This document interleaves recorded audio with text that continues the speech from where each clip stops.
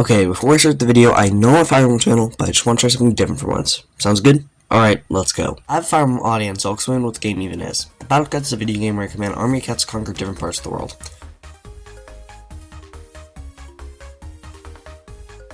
A normal playthrough would not be interesting enough, so I decided to try a challenge run with the following rules. Every time a game over in a level, one of my cats on the lineup is randomly selected to die and may not be used again. My goal is to be Empire Cats in the future and Cats of the Cosmos. See tracking something that breaks the game, just look it up.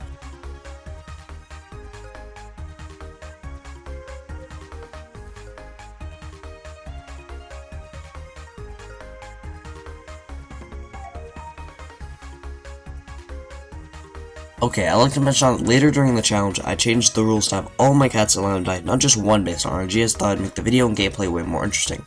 So even though for the most of the video I'll say one cat, please just ignore that.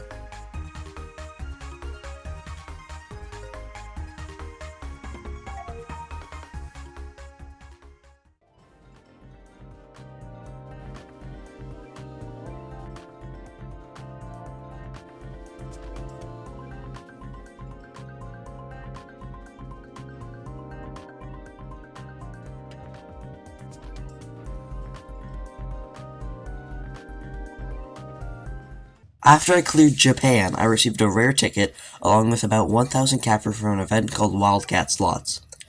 I decided to roll early in the challenge in a manner called Ultra Souls, which contains many great Ubers such as a little guy called Kazuchizo.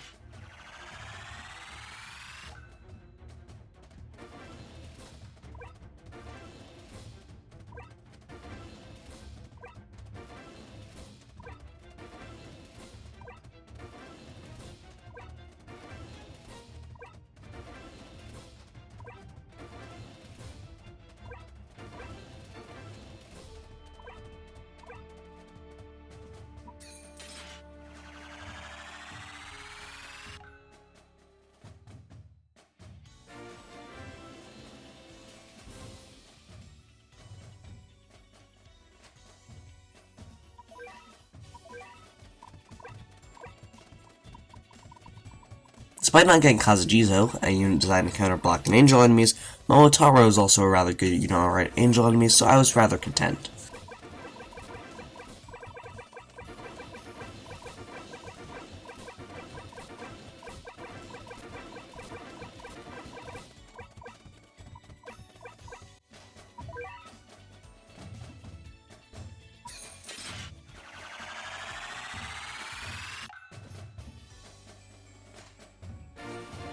I gained an extra rare ticket from signing up for the Battle Cats Gold Pass, free for the first time, paid otherwise.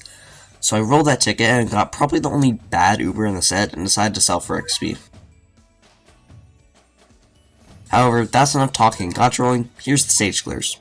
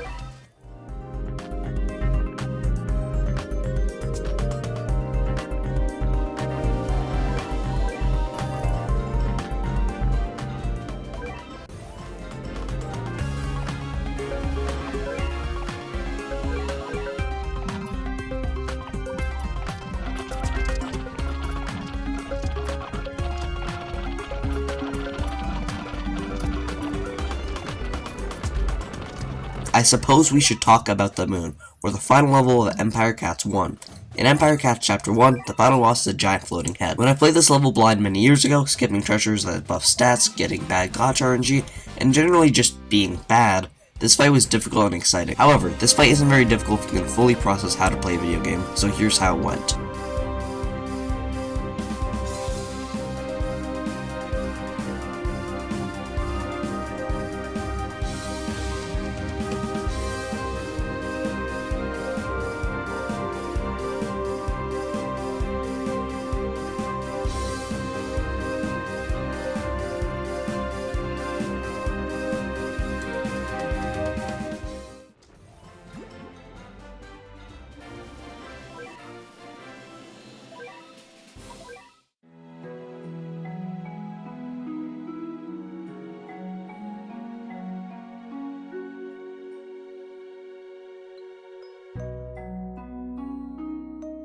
Well, Chapter 1 is done. Having no death sounds like an accomplishment, however it really isn't. After we rolled and sold the Grable Crane, we had enough XP to upgrade my cats and steamroll through Chapter 1.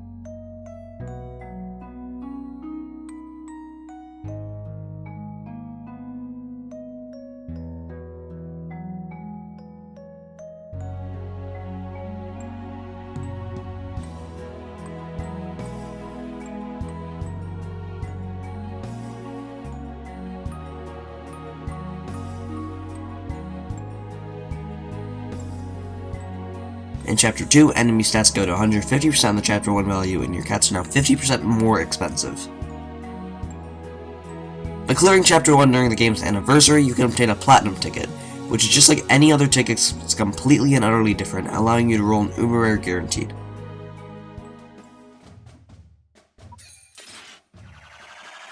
Before I started on Chapter 2, I rolled my ticket and got Spud and Ganesha, who's pretty good due to being a long-range attacker.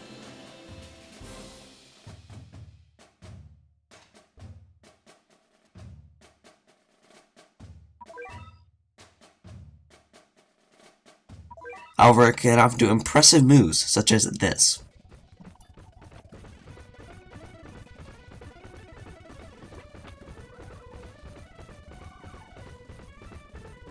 We have yet another 2 more chapters to cover in this video, so let's start in Chapter 2, The Emperor of Darkness, shall we?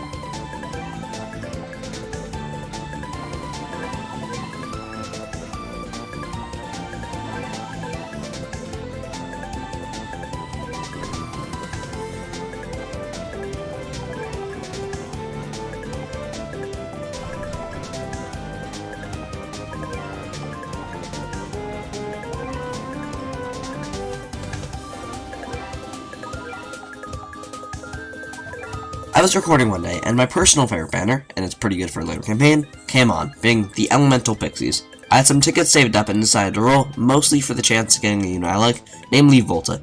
The Pixies are really good in later campaigns, into the future and Cats of the Cosmos, with great alien effectiveness and abilities like Volta who freezes, Boar who does massive damage, or Misley who slows, for example.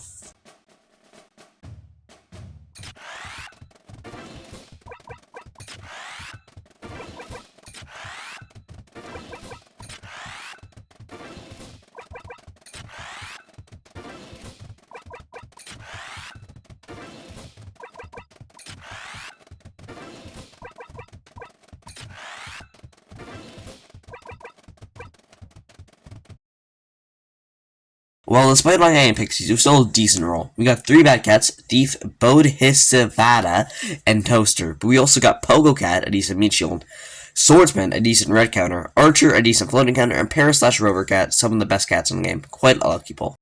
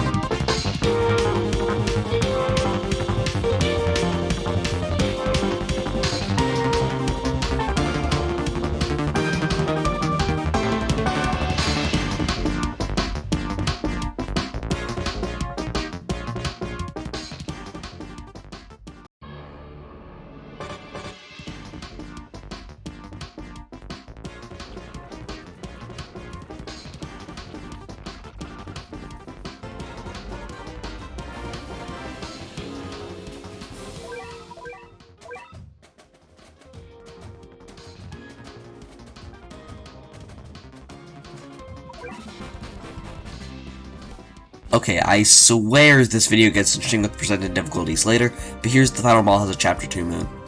The boss is Emperor Neondime, who's one of the cooler enemies in this game. He's treated as a red enemy, and with the abundance of guaranteed red units to obtain, it's not the hardest of all fights, but harder than the floating head in Chapter 1. His high power yet slow area attacks can demolish a conglomerate of cats that have stacked up near him. Still, either way, it's not very difficult to overpower him with the combination of ready effectiveness I possess. Yet again, here's how the final boss of Chapter 2 goes.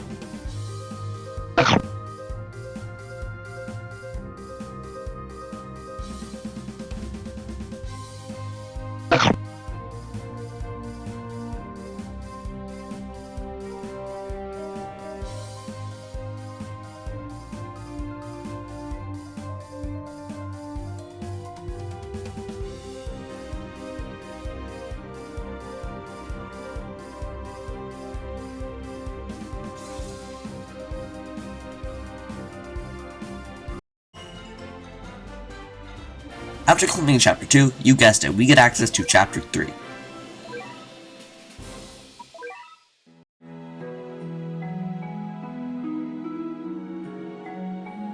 The enemies in Chapter 2 were 150% of the Chapter 1 potential, while each cat costs 150% of what they cost in Chapter 1. In Chapter 3 of Empire Cats, enemies are 400% of the original Chapter 1 stats, and my cats are 200% of their Chapter 1 cost. By being Chapter 3, you can upgrade cats to level 20 rather than 10, which is pretty nice and probably worth mentioning.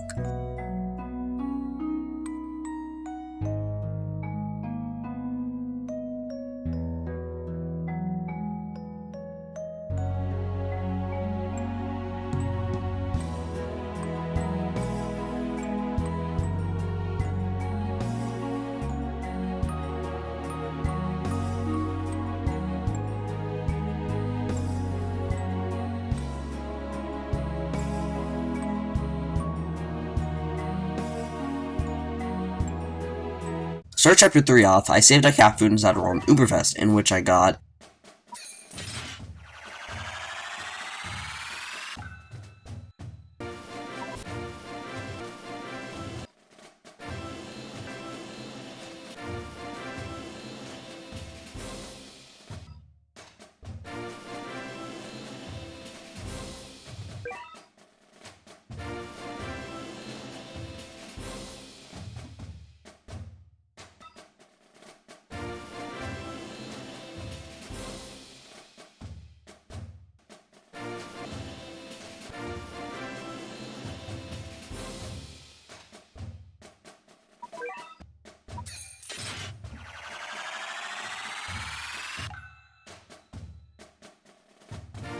two pretty good Ubers and some other cats, none of which actually be used in this video, but would most likely be used at later parts of the game. I sold a few cats and used the rest.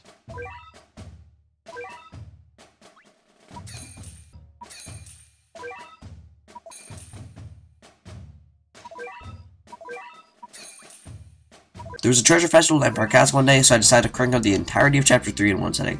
I had about 2 hours of the treasure festival left, and spent a total of 180 speed-ups to clear Empire Cats 3 in one sitting, so here's how it went.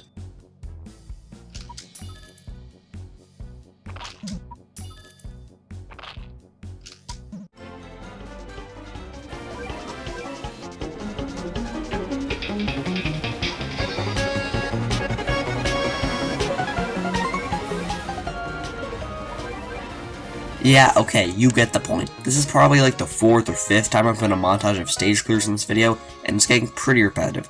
We can just skip to Chapter 3 Moon to at least keep this almost interesting.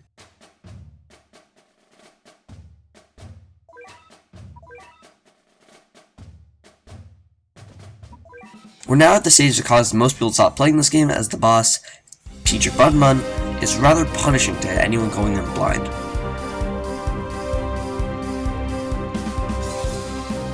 first thing I noticed was that the actual non-boss enemies stage were still complete jokes even the 400% thought. It's rather apparent to me, and most likely to you too, how the only thing going on right now is deploying as many cats as possible without much care.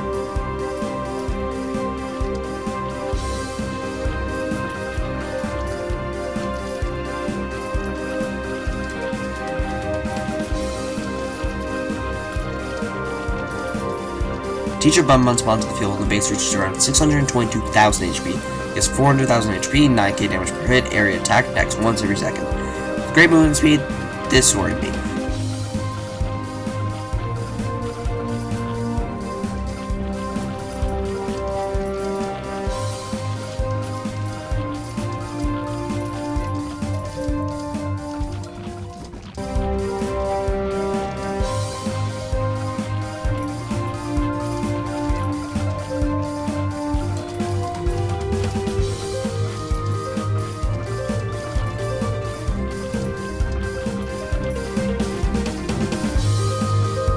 Battle items used in preparation for the hardest fight in Empire Cats, and here's how he's dead. He lived for 51 seconds. 51. Turns out when you spam a ton of great cats, use great battle items, have every treasure, and prepare for this just like the rest of Empire Cats, it's rather boring and easy.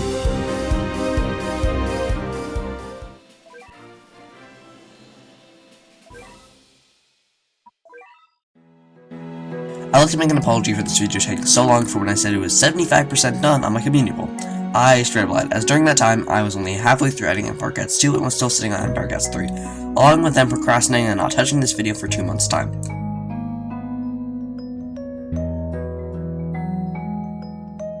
But anyway, let's end on a better note. This is my first actual video editing project with more difficult editing than compiling clips together. I'm glad I have it done even though it's just mediocre. It was hard to make a video for this in that final audience. Well, in quotations, not much there, but I still chose to do this. I'll make the sequel to this video and doing the same thing and the next infinitely harder set of chapters into the future, more interesting and just enjoyable.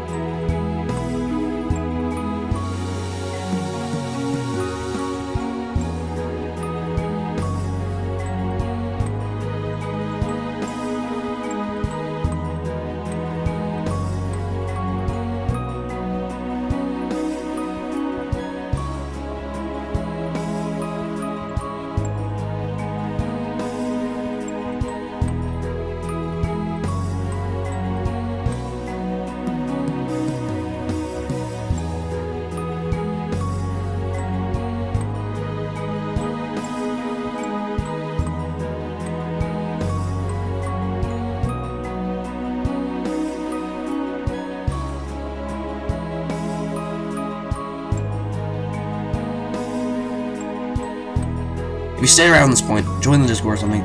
Thank you for wasting your day up until this 20 or so minute long point. See you in 15 years when I upload again.